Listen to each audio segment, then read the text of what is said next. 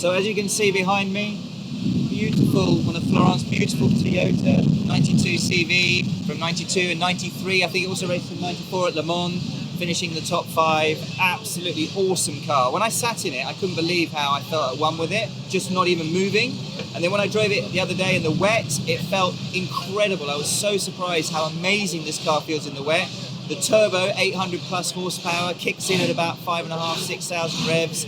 I didn't have the turbo tweaked all the way to 9, I'll be honest. I had it like 6 or 7.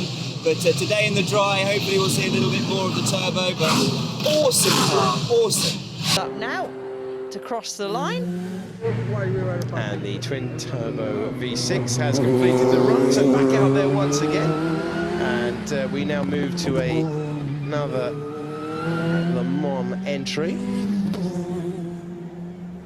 And we're running through quite a few, as you would expect, at the end of the day.